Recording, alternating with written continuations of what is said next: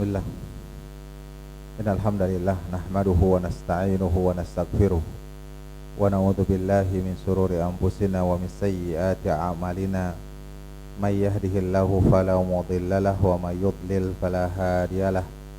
Asyhadu an la ilaha illallah wahdahu la syarikalah iqraran bihi wa tauhidan wa asyhadu anna Muhammadan abduhu wa rasuluhu sallallahu alaihi wasallam tasliman mazidan. Ya ayyuhalladzina amanu taqullaha haqqa tuqatih wa la tamutunna illa wa antum muslimun.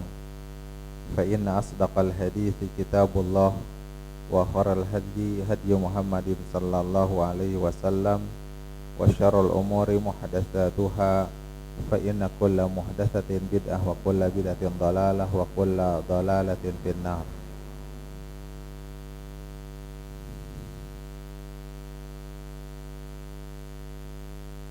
Baik, ikhwah sekalian yang dimuliakan oleh Allah Subhanahu wa taala. Alhamdulillah Allah Subhanahu wa taala pertemukan kita kembali membahas hadis-hadis Rasulullah sallallahu alaihi wasallam yang dikumpulkan oleh Imam An-Nawawi, yang dikumpulkan oleh Imam Abdul Ghani Al-Maqdisi rahimahullah dalam kitabnya Umdatul Ahkam. Kita masuk kepada bab baru, yaitu babun fil madhi wa ghairihi, bab mengenai madhi dan selainnya. Karena bab tentang madhi cuma satu hadis.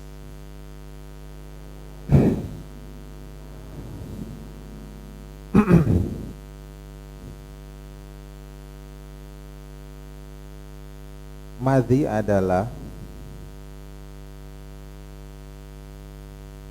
air yang mengalir, yang keluar dari zakar ketika bergeloraknya syahwat, dan keluarnya itu tanpa memancar, memuncrat, wala ladzatan, juga tanpa disertai rasa enak, lezat, dan tidak diakhiri dengan lemas.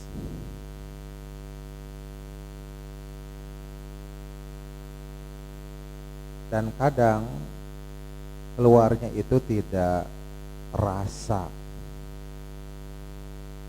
kadang tidak terasa, tahu-tahu ada keluar aja, basah. Dan keluarnya itu baik laki-laki maupun perempuan, sama-sama keluar madhi ketika syahwat memuncak.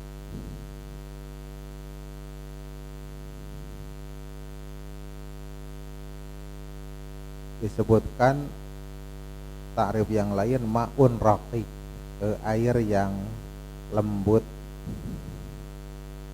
yang juga agak ya tidak seperti mani. Kalau mani kan kental, ini seperti layaknya air.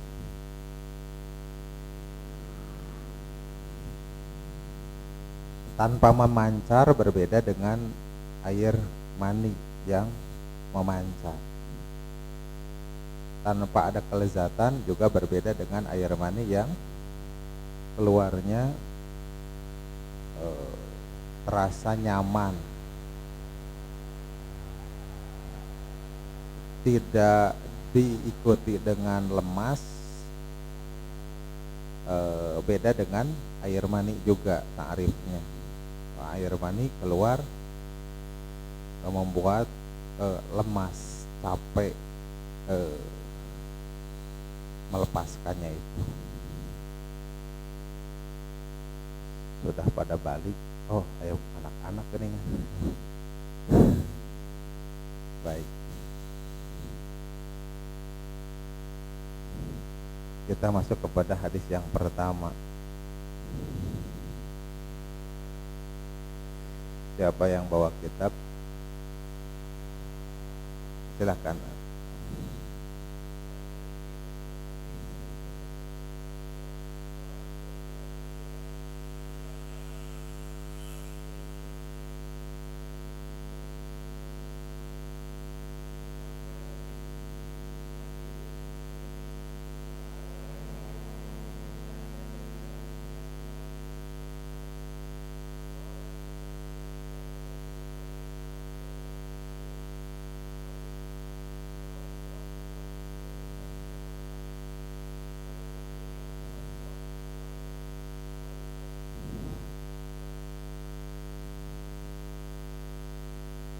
Baik. Hadis diterima dari Ali bin Abi Thalib, semoga Allah meridai kepadanya. Dia berkata, kuntu rajulan madzaan. Kalau ditutup rapat lebih ini.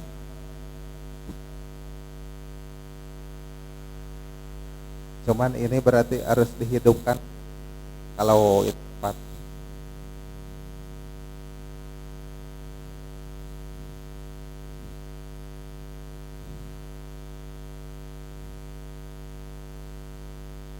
Kuntu rajulan madzaan. Keadaanku adalah, atau aku dulu adalah seorang laki-laki madzaan yang banyak keluar air madhi. Fastahyaitu an as'ala Rasulullah sallallahu alaihi wasallam limakani ibnatihi.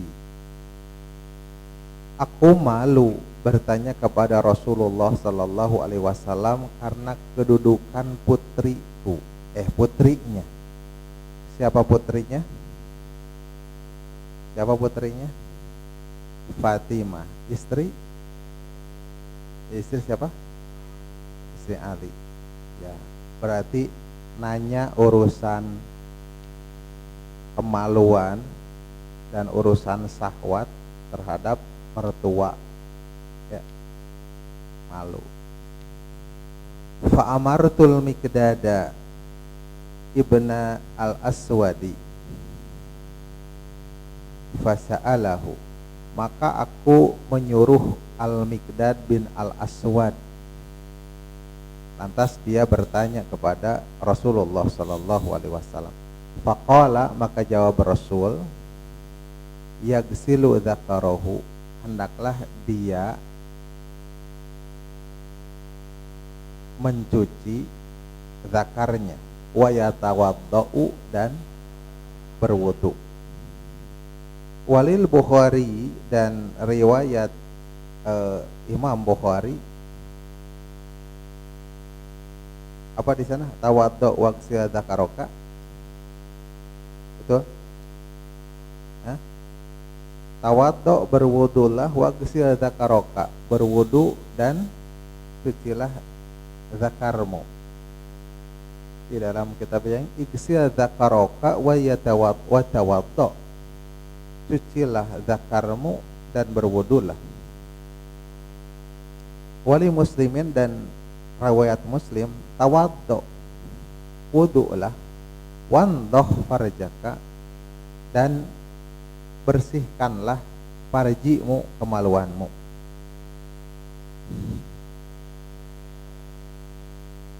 Jemaah sekalian yang dimuliakan oleh Allah Subhanahu wa taala, perawi ini adalah Ali bin Abi Thalib bin Abdul Muttalib Al-Qurashi Al-Hashimi,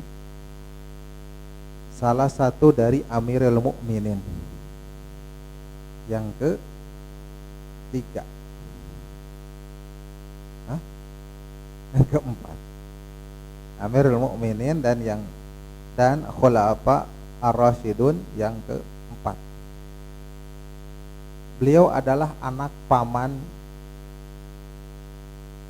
Nabi Shallallahu Alaihi Wasallam. Anak paman berarti apa? Sepupu. Sepupu. Kapi adi.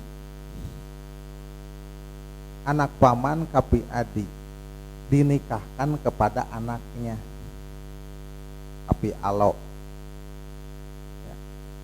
Yang sudah sepupu ada kapi sudah tidak mahram lagi. Jadi boleh menikah. Walaupun mungkin di kita agak kagoknya ya. Kalau gitu ya. Kalau ke sepupu masih ada ya, masih ada. Tapi angkatan bapak saya masih, angkatan kita jarang ya menikah dengan sepupu. Angkatan bapak saya menikahnya banyak dengan sepupu.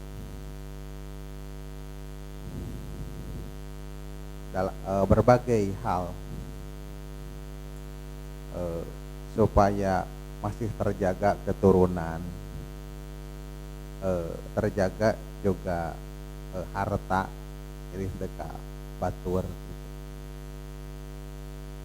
Keturunan saya juga seperti itu. Alhamdulillah 7 turunan balaleunghar, kecuali keturunan ke-8-nya. Ya. Jadi sawah gitu punya kan di kampung.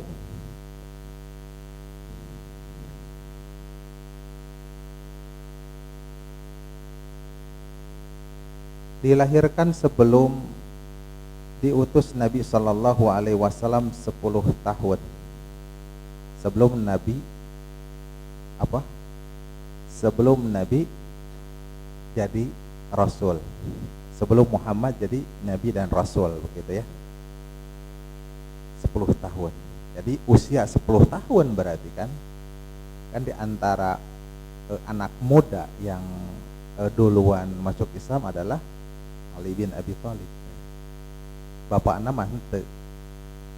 Cuman bapaknya mendukung dakwah, mendukung wungkul, mendukung saja, tapi tidak masuk Islam. Ali bin Abi Thalib dibesarkan, diasuh dalam asuhan Nabi Shallallahu Alaihi Wasallam, dan dinikahkan kepada putrinya yaitu Fatimah.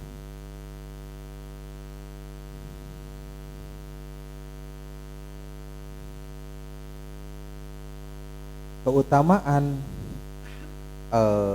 Ali bin Abi Thalib dengan Nabi Shallallahu Alaihi Wasallam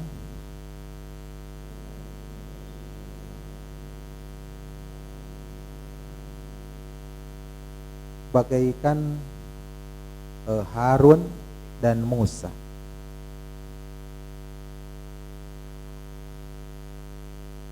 Maka kata Nabi Shallallahu Alaihi Wasallam, amma tardo antakuna minni bimanzilati Harun min Musa.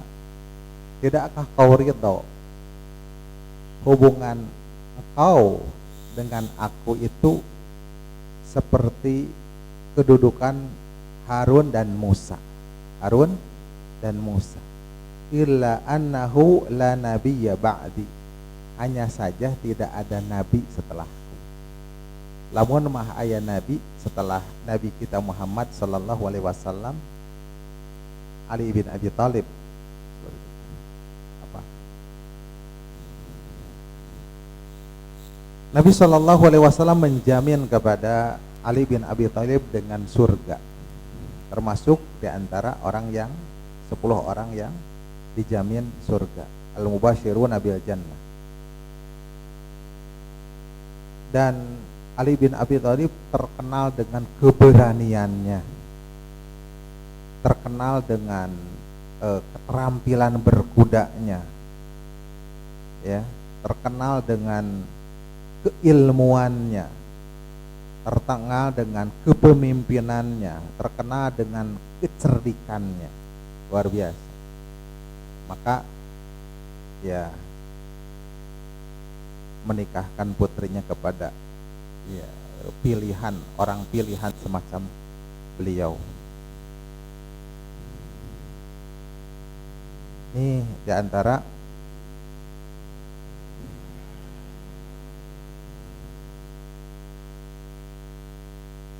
keutamaan keutamaan Ali bin Abi Thalib.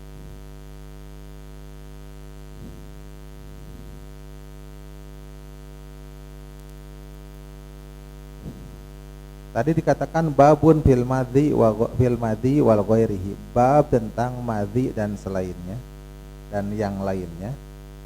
Tadi disebutkan tentang madhi, ta'rifnya, wa ghairihi, yang lainnya bahwasanya nanti akan dibahas yang berkaitan dengan madhi dan yang lainnya. Di antaranya adalah pembatal-pembatal wudu, cara mensucikan najis, dan sunnah-sunnah fitrah.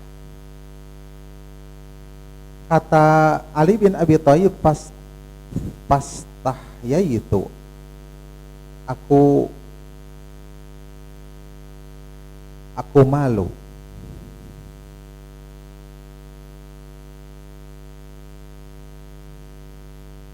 Pas tahyaitu, aku malu.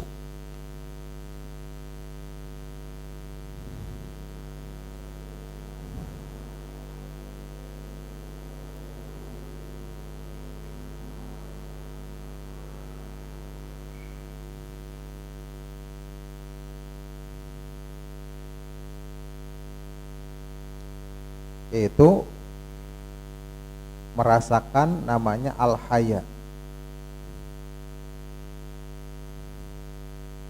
itu rasa malu. Kebalikan dari wiqohah, ya, tidak ada rasa malu.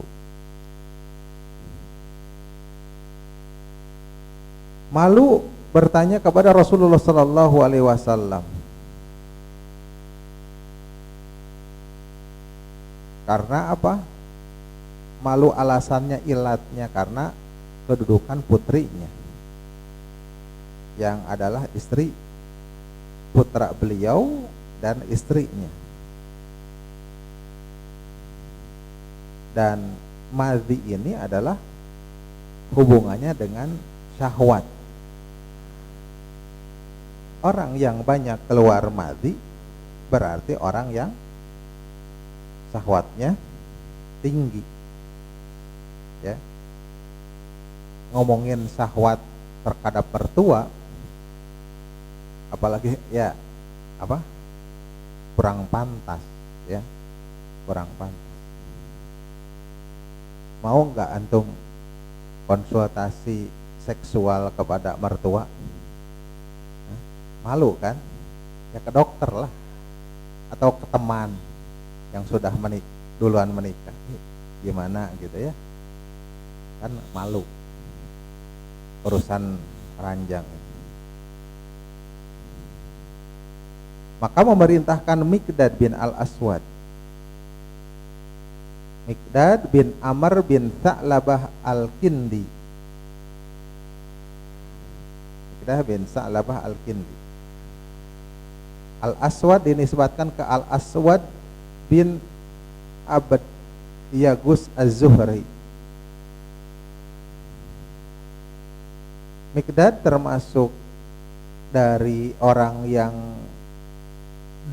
dahulu di dalam masuk Islam, yang telah berhijrah 2 hijrah, ya, ikut hijrah sebelum ke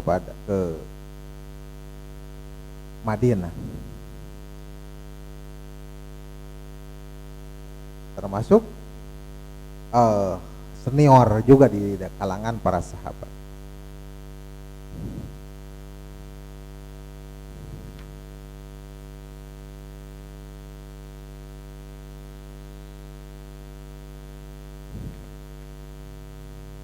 Baik, kita masuk kepada faidah dari hadis ini. Yang pertama, jawazu ikhbaril insani an nafsihi bima yustahya minhu lil maslahah. Hadis ini menunjukkan bolehnya seseorang itu mengabarkan tentang dirinya pada perkara yang dia malu, namun untuk kemaslahatan. Malu sebenarnya ngomongin masalah diri. Saya ini nafsuan gitu ya, kalau dibilang. Karena dengan dibuktikan ada keluar madhi. Saya suka keluar madhi. Ini berkaitan dengan kemaluan. Ya, malu lah untuk ngomonginnya. Tapi karena untuk maslahat, ya boleh, ya boleh. Ya, untuk mengetahui hukum gitu. Walaupun ya, pada dasarnya malu kalau ngomongin. Kalau tidak ada maslahatnya, ngapain ngomongin sesuatu yang berkaitan dengan sesuatu yang malu. Dan kalau orang sudah berbicara perkara yang malu dirinya, urusan dirinya, kemudian menceritakan dirinya kepada yang lain atau misalkan ke kita, itu menunjukkan apa? Itu menunjukkan atas percayaan dia terhadap kita. Sudah tidak ada jarak lagi, ya, sudah tidak ada jarak lagi. Kalau kita kurang dekat dengan orang, maka kita jarang berbicara masalah pribadi, kan? Ya, masih menjaga jarak, berbicara juga menjaga. Yang kedua, jawazu tawqil fi su'al wal istinabati fil istifta. Bolehnya mewakilkan dalam bertanya atau mendelegasikan, ya, mendelegasikan di dalam minta fatwa. Tolong tanyakan ke ustadz, ya, ini boleh. Lil udri, karena suatu udur, kal haya'i wa nahuhi, seperti malu dan lain sebagainya, ya, banyak kan. Ya, biasanya karena malu maka pengenaros, atau kita dengan ustadz tersebut kurang akrab, ya, kurang akrab, jadi bawanya seorang alim gitu ya, maka kita nitip kepada yang dekat dengannya, tolong tanyakan ini. Dan udur-udur yang lainnya, yang kita berudur kalau mengungkapkannya langsung. Sama saja apakah yang diminta fatwa itu hadir di hadapan kita satu pengajian, ya, hadir, ya, bertanya langsung malu, maka nitip pertanyaan kepada yang lainnya.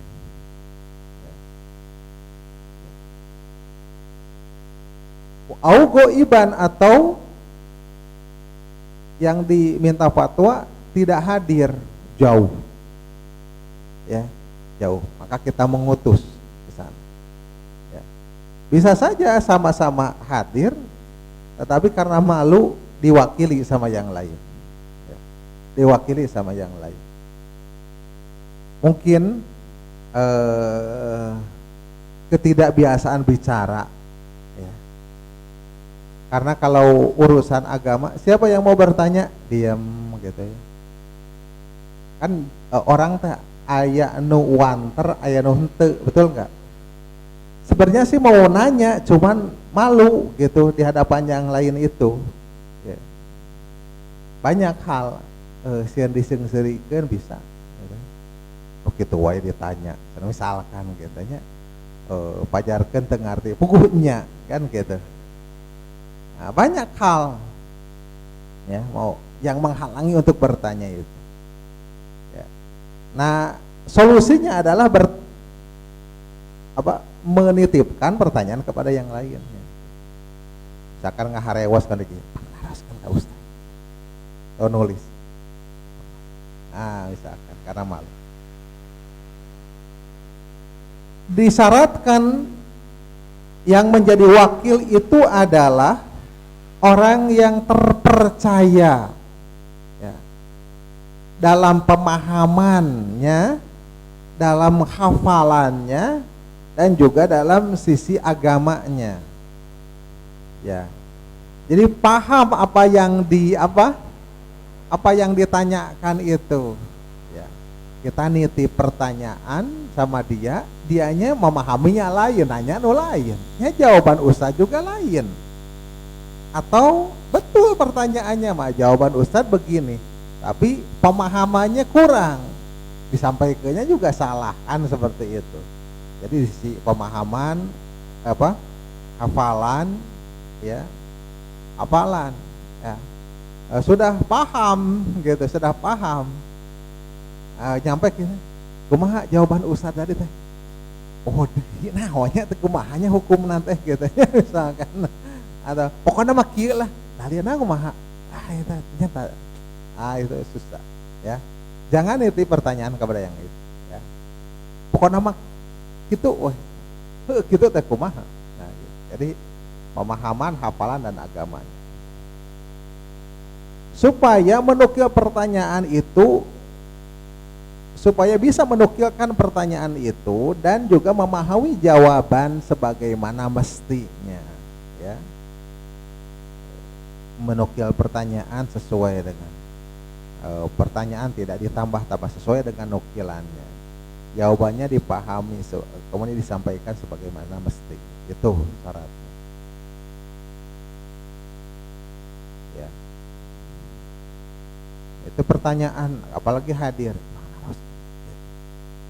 Ditanyakan sama temannya. Kalah salah. Bukan begitu Ustaz maksud saya. Jadi antum ya nonanya. Akhirnya dia yang melarat. Meralat.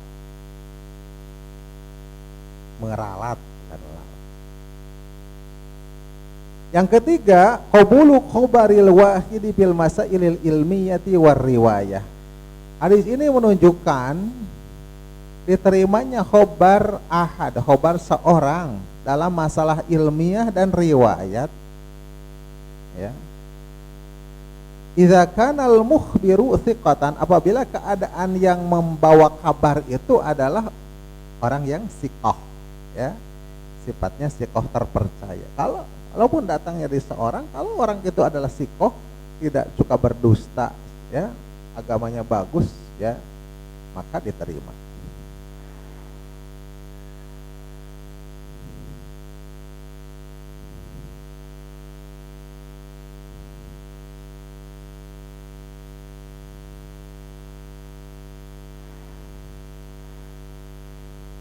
Kemudian anna minal adabi, yang keempat, anna minal adabi wa husnil muasyarati ma'al ishari alla yadhkural zawju ma yata'alaku bi asbabil jima'i wa muqaddamatihi wal istimta'i bi zawjati ma hadrati abiha au akhiha au ibniha au ghairihi min aqaribiha. Bahwasanya termasuk dari adab dan pergaulan yang baik ya. Pergaulan baik bersama mertua dan keluarga dari istri kita,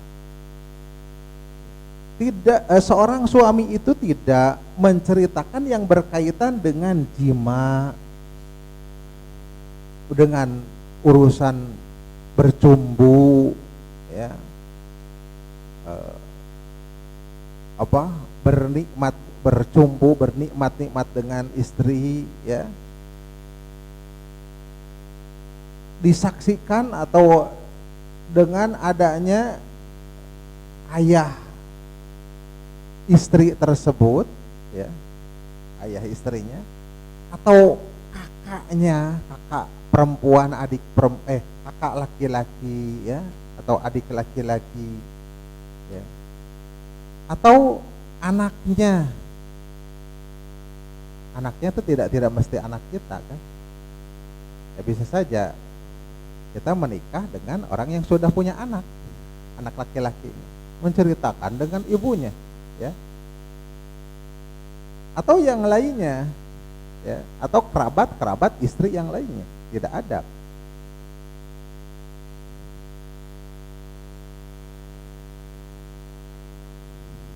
Walaupun pertanyaan tersebut, walaupun pertanyaan tentang apa yang dibicarakan itu tentang hukum syar'i, tapi hukum syar'i yang berkaitan dengan urusan-urusan yang tadi, jima dan sebagainya, urusan ranjang, tidak ada. Lalu bagaimana kalau tidak ada hubungannya dengan syar'i, hanya menceritakan saja? Kan tidak pantas mengobrolkan sesuatu hal yang demikian, ya, tidak pantas.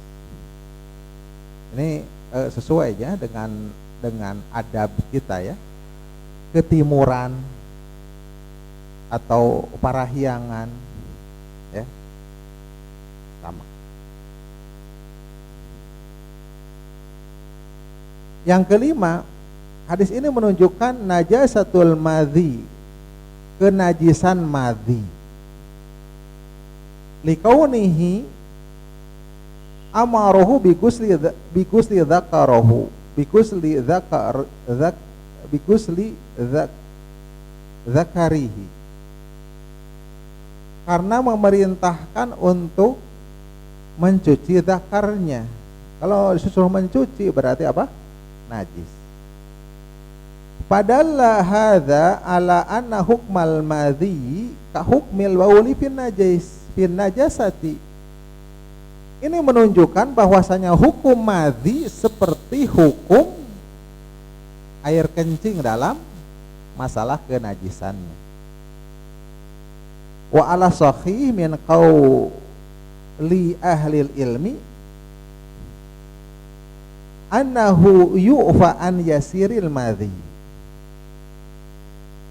Dan yang sahih, ya, di antara kaul para ulama bahwasanya ini madhi ini dimaafkan kalau sedikit, ya, ya, kalau madhi ini sangat sedikit. Dan ini adalah riwayat Imam Ahmad. Qala fil insaf, berkata di dalam al-insaf, qultu wa huwa shawabu khususan fi haqqis syabab. Dan ini adalah pendapat yang benar, artinya tidak jadi najis kalau sedikit. Khususan, terkhusus, fi haqqis syabab, yang terjadi di para pemuda yang belum menikah, ya, syahwat bergejolak, tidak ada saluran, ya, melihat hal yang menggugah syahwatnya, ya, baik sengaja atau tidak. Karena najis ini, ya, sangat sulit seseorang itu menghindarinya, karena sering terjadi, ya, sering mengenai celana atau baju dari para pemuda yang masih perjaka. Memang kayak pemuda yang tidak perjaka, ya, penguatannya maksudnya.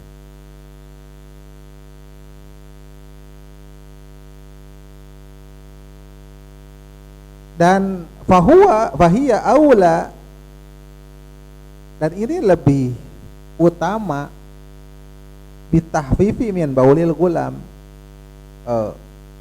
lebih utama mensikapinya keringanannya itu dari kencing bayi laki-laki. Kencing bayi laki-laki nanti akan dibahas bahwa cukup dengan menciprat atau mengguyur saja. Ya, ini lebih takhfif lagi, ringan lagi. Lebih ringan juga dibandingkan mengusap yang paling bawah. Mengusap sepatu kita, usap palna henteu, solna henteu, atasnya aja.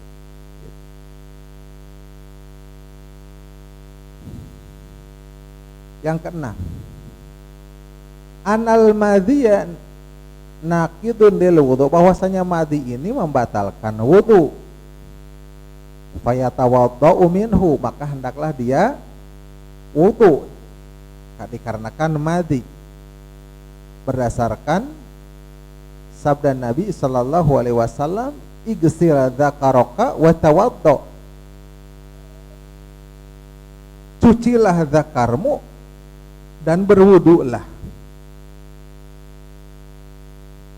Wala yujibul ghuslu bil ijma, dan tidak wajib mandi secara ijma. Ya, tidak wajib mandi karena kan mandi.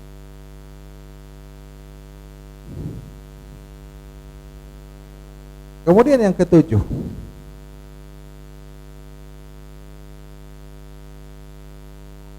tadi dikatakan di dalam riwayat Bukhari apa? Tawaddo wagsil dzakaraka, berwudulah dan cucilah zakarmu.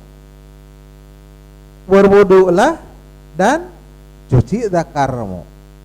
Secara dohirnya bahwasanya menyuruh wudu didahulukan daripada mencuci zakar. Betul enggak? Tetapi di sini di dalam kitab Umdah ini, igsil dzakaraka wa tawaddo, cucilah zakarmu dan wudu'lah.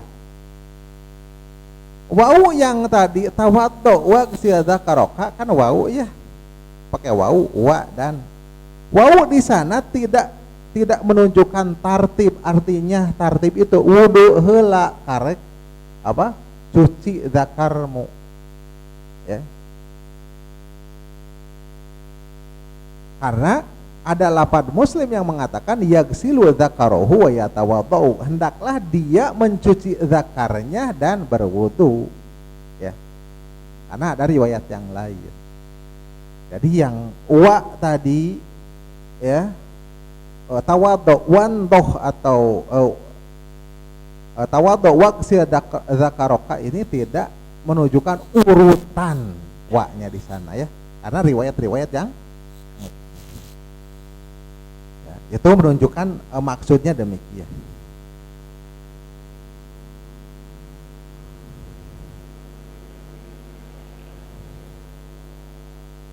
Ya.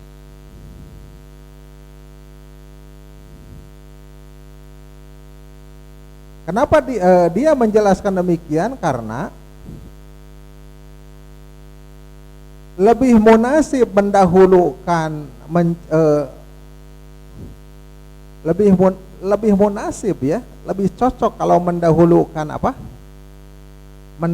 Pengucapannya itu atau maksudnya itu mendahulukan mencuci dibandingkan wudu. Betul? Kan lebih kepahami, walaupun wa ini tidak menunjukkan tartib. Terutama orang yang berpendapat bahwasanya harus wudu dikarenakan menyentuh zakar. Ya, ini pas sekali. Ya, pas sekali. Bagi orang yang berpendapat harus wudu bagi yang menyentuh zakar.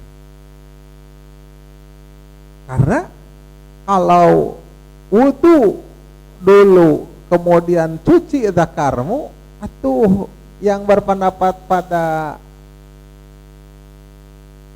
harus wudu ketika me, menyentuh zakar kok atuh wudu deui gitu ya, seperti itu.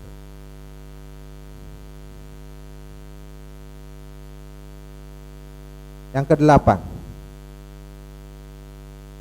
zahirul hadithi annal wajiba fil madhi ghuslu dzakari kullahu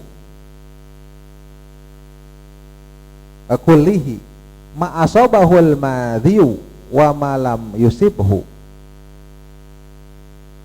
Secara zahir hadis ini bahwasanya wajib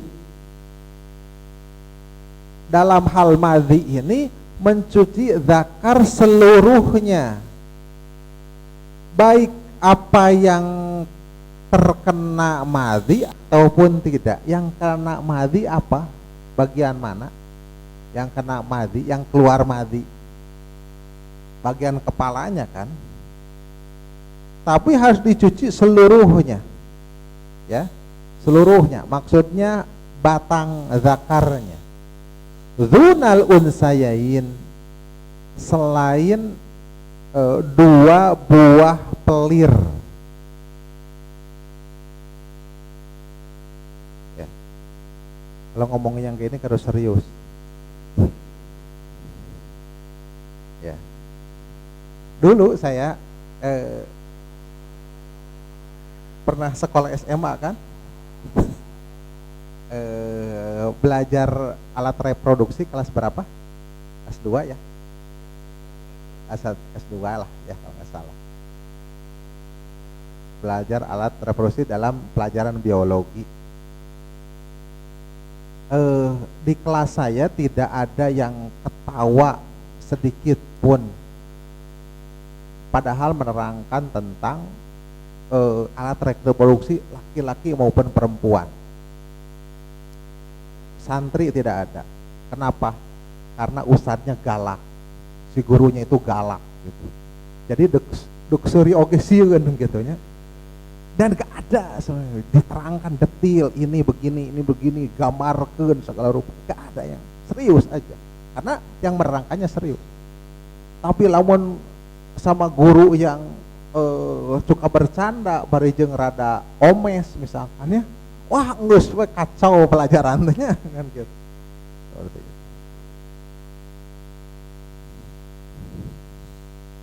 Karena ini dijelaskan demikian. Jadi harus mencuci seluruhnya. Ya. Tapi selain dua buah pelir itu. Berdasarkan sabda Nabi SAW, igsil zakaroka, cucilah zakarmu. Ya zakar seluruh. Wahada amrun, dan ini adalah perintah. Wal amru lil wujub, dan perintah menunjukkan wajib. Dan ini adalah pendapatnya al-Malikiyah, madhab Malikiyah, dan pada madhabnya yang zahir, yang terkenalnya. Fa in ghasala ma'a dzakarihi unsayaihi, kalau dia mencuci zakarnya berserta dua buah pelirnya, bahwa aula, maka itu lebih utama.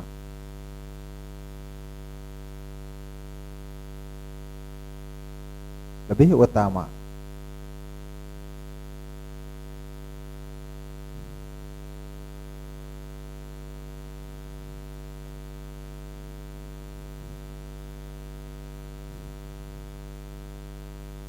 Dikarenakan madhi ini, ya, madhi ini berkaitan dengan pasangan, ya. Madhi ini berkaitan dengan pasangan, ya. Seorang suami bertemu dengan istri, kemudian bermesraan, ya, keluar madhi, ya. Apalagi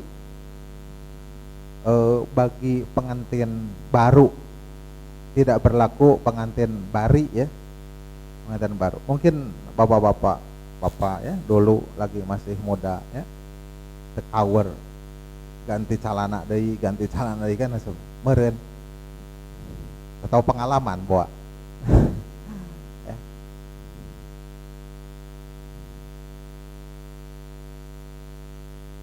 Yang kemungkinan si Madi ini menyebar ya, karena keluar menyebar ngalemereh sampai ke dua buah pelir tersebut, sedangkan dia tidak merasakannya, ternyadar sampai itu teh ke beleberan sampai ke sana gitu ya. Maka lebih baik apa, mencuci dengan buah pelirnya. Dan bahkan dikatakan inna dzalika yuhaffiful madya wa yaqta'uhu, sesungguhnya mencuci dua buah pelir itu meringankan madi dan juga memutus madi tersebut. Memutus teh henteu kaluar deui. Wala siyama idza kana gusluhu bil ma'il barid, terutama bila mencucinya dengan air yang dingin, jadi katiiskeun. Karena sumber mani dan madi adalah dari dua buah pelir tersebut ya. Katiisan, hari katiisan mah ngebeku didinya gitu ya. Itu ada di antara sebab memutus dan tidak menjadikan terus menerus keluar ya, begitu. Itu menurut siapa? Maliki ya. Tapi ada hikmah ya, ada hikmah-hikmahnya ya. Karena disuruhnya iksir zakaroka zakarmu, bahkan sampai kalau mau sampai dua buah pelir. Namun jumhur ulama berpendapat mencukupkan pada tempat najisnya saja ya, yaitu mencuci hasyafah saja. Apa hasyafah itu? Kepala dari zakar itu namanya hasyafah. Dan yang membuat seseorang itu wajib mandi itu kalau hasyafahnya itu sudah kena atau masuk ke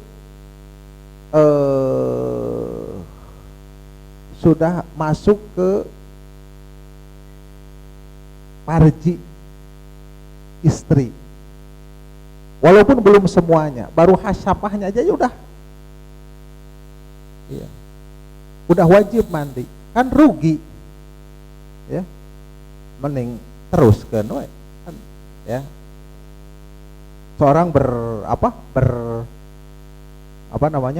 bercumbu dengan istrinya sampai hasyafahnya masuk ya, itu udah wajib mandi. Jadi hukumnya itu sana hasyafah namanya, hasyafah. Jadi mencuci hasyafahnya saja, karena tempat keluar madi dari lubang itu yang dihasyafah. Karena itu adalah tempat yang wajib untuk dicuci, dan itu adalah tempat keluarnya madi. Dan ini menunjukkan, mengkonsekuensikan, mencukupkan untuk mencuci itu saja ya. Sebagaimana kita kalau buang air kecil, kita teh laki-laki ya, apakah bapak-bapak ikhwah sekalian mengguyur seluruh zakar? Kan enggak.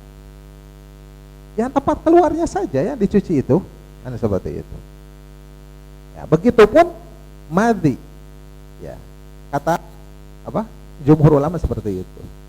Namun kalau mengamalkan yang tadi yang di awal itu juga bagus, lebih baik gitu ya. Seperti itu. Karena ada hikmah. Tapi yang wajibnya ini. Kalau digabungkan inilah wajib, ya nama sunnah lah gitulah ya. Seperti itu. Afdolnya mah sadayana gitu.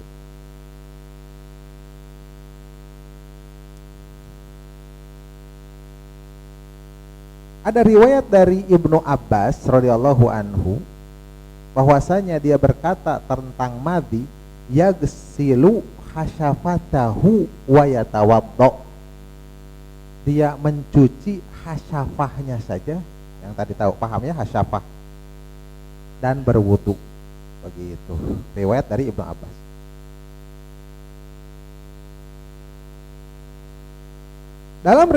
Dalam satu riwayat dari beliau, yagsilu dzakarahu, yang disebut mencuci zakarnya itu, maka maksudnya adalah bigusli dzakar, itu mencuci zakar itu adalah guslul hasyafah, mencuci hasyafah, kepala zakar tersebut. Dan ini juga dari apa yang diriwayatkan dari Ali bin Abi Thalib sebagaimana telah berlalu.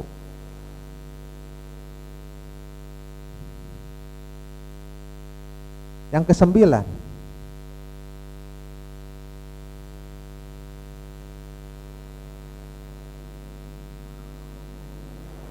ta'ayyana al-ma'u fi izalatil madhi dunal istijmari bil ahjari wa nahwihi. Menentukan air itu dita'yin dalam menghilangkan madhi.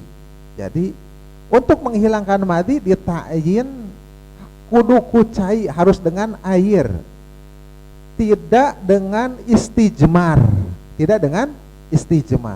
Apa istijmar? Dengan batu atau benda-benda yang tidak najis ya, tisu, daun. Kalau di hutan dan nggak bawa ya boleh, dengan nggak ada batu, ada daun-daunan boleh. Tapi kalau madhi itu harus dengan apa? Dengan air. Li'annahu ayyana lahul ghuslu, karena madhi itu dita'yin untuk dicuci. Namanya dicuci mah apa? Dengan air. Dan sesuatu yang dita'yin, ditentukan, tidaklah terjadi, tidaklah sah gitu ya, kecuali harus diikuti perintah tersebut. Dan tidak sah mengikutkan hukum membersihkan najis madhi dengan membersihkan najis air kencing. Diikutkan, dikiaskan tidak bisa. Ya, dalam tata cara bersuci. Wallahu ta'ala a'lam. Baik, silakan, ada yang bertanya.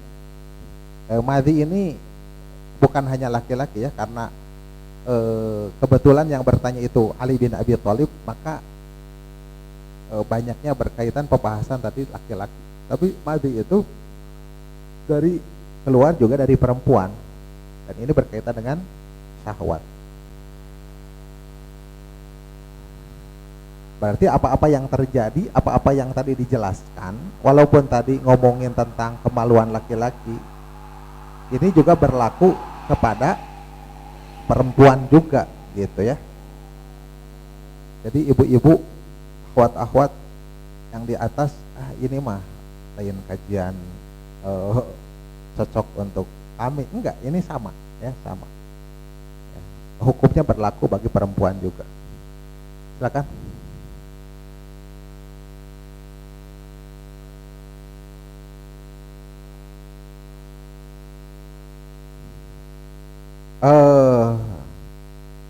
Tergantung basahnya itu apa. Kalau basah kemungkinan mimpi basah, bukan madhi, karena berarti itu gak banyak, tidak mau jadi jemlong ya, sedikit ya. Madhi itu keluarnya sedikit. Madhi itu ketika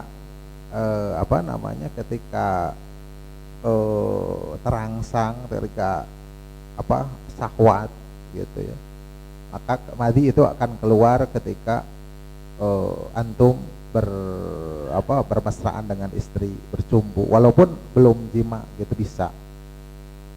Seperti itu. Kalau basah seperti itu harus mandi.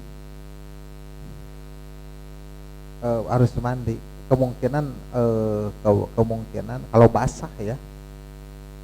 Kalau mandi tidak akan sebasah itu, paling di celana itu ada bekas-bekas gitu ya, seperti itu. Nah, ada beda lah. Kalau ngompol pasti karena kasur juga basah. Ya, saya cenderung itu. Kan antum tahu mana mani, mana madu, gimana? Kayak lem gitu, lem box. Nah, atau kan kalau mani encer, kalau ini bening kan, kalau madi bening, kalau ini encer.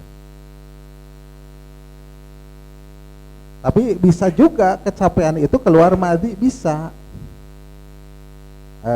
gitu. Tapi nggak merasa mimpi apa. Kalau nggak kerasa bisa juga madi gitu, karena syahwat naik atau kecapean juga bisa keluar madi ini. Gitu. Kalau mani pasti nempel di zakar kita itu cepel gitu ya, seperti itu ya. Intinya harus paham ya, harus paham jenis-jenis cairan apa yang keluar dari zakar kita, sebagaimana juga wanita harus paham jenis darah apa yang keluar dari farji perempuan, apakah ini haid atau istihadah, harus jelas, harus paham ya, harus paham. Itu mutlak masalah ini. Pak, yang namanya sifat darah haid harus paham mereka itu, sehingga kalau bukan sifatnya darah itu, disikapinya istihadah. Ini apa kaitannya? Kaitannya dengan sholat gitu masalahnya kan gitu. Disangka haid enggak sholat padahal isi istihadah, gimana kan, seperti itu. Maka paham masalah ini adalah penting sekali, seperti ini. Juga paham masalah itu, karena kan ini berkaitan juga apa? Kalau ini mandi kan cukup dicuci. Kalau itu mani kan harus mandi kan, seperti itu. Kan harus mandi. Kalau mencuci saja sholat sah, sholat kan begitu ya, itu masalahnya ya.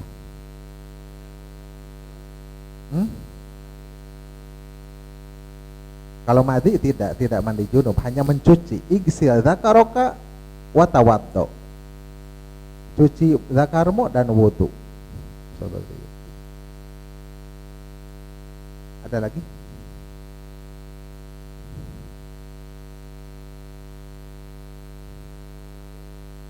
Ya. Setelah mandi, ya nggak usah wudu lagi.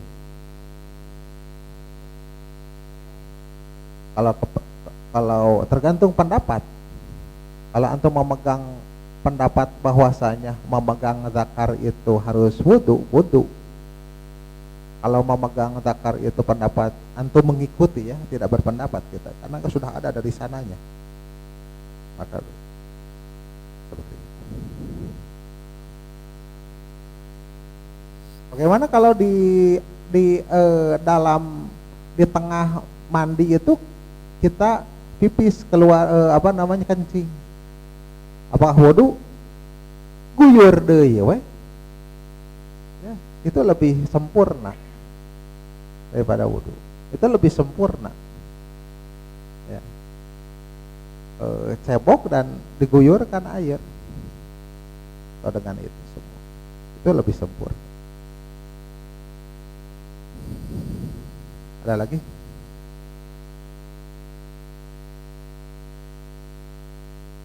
Ya.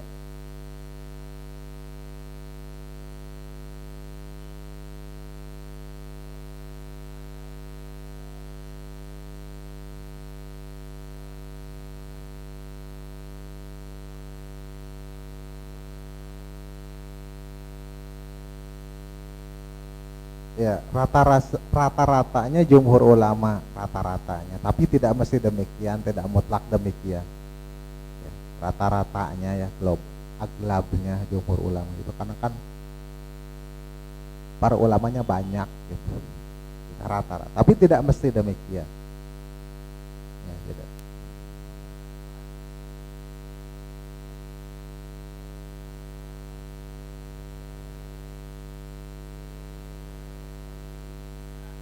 Seperti orang ya seperti kecapean, ya mungkin saja kan keluar madhi ya.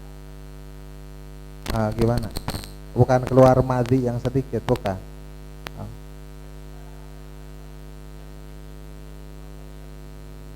ah. Bukan kondisi, dalil. Dan biasanya para ulama belakangan juga menguatkan ya.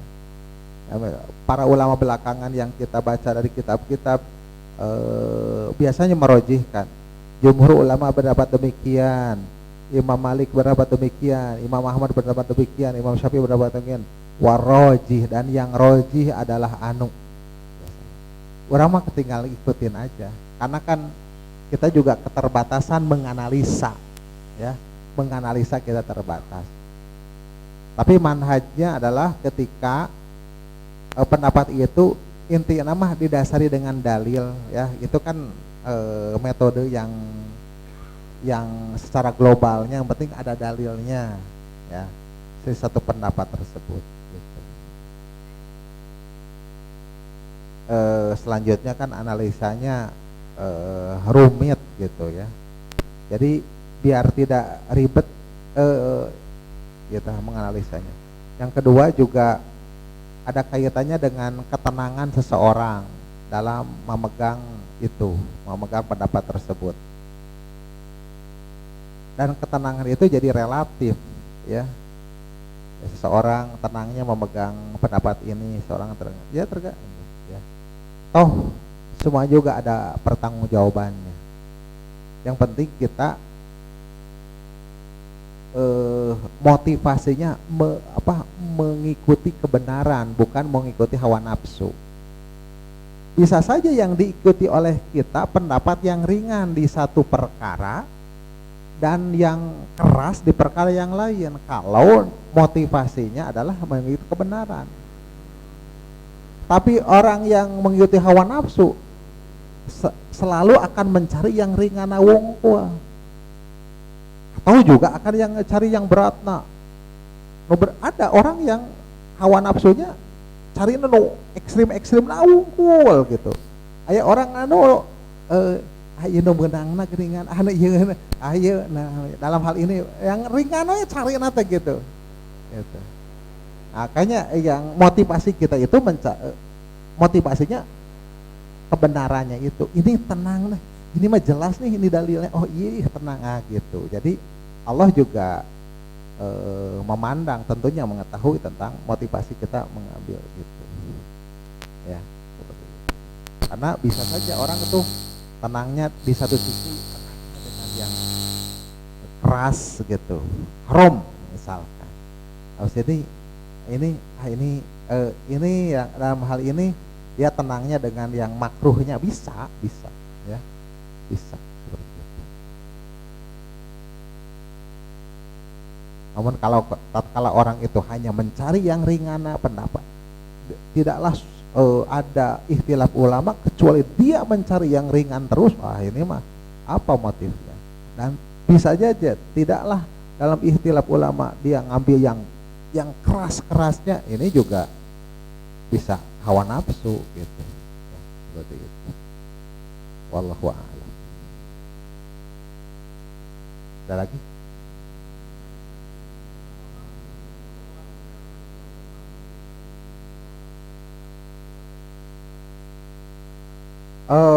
Bisa sperma keluar karena mimpi, sperma keluar dengan merangsang ya. Bisa juga keluar sperma dikarenakan sesuatu yang sangat bergejolak sampai bukan hanya madhi tetapi mani juga bisa. Ya. Bisa.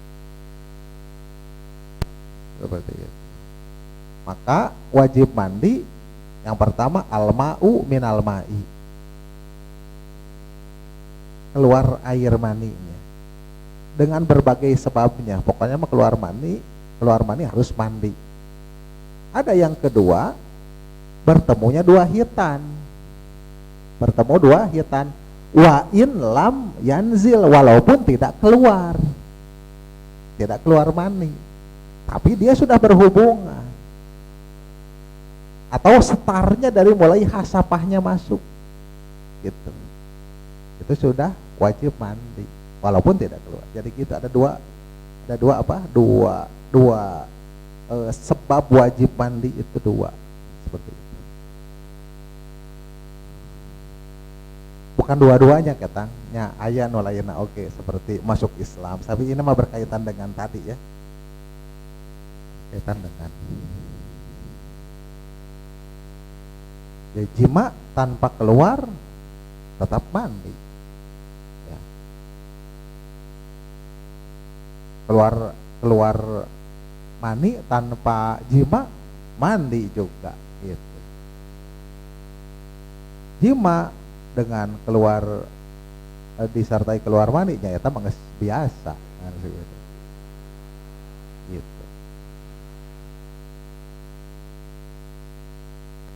Demikian, semoga bermanfaat. Mohon maaf atas segala kekurangan. Subhanakallahumma wa bihamdika asyhadu an la ilaha illa anta astaghfiruka wa atubu ilaik. Wassalamualaikum warahmatullahi wabarakatuh.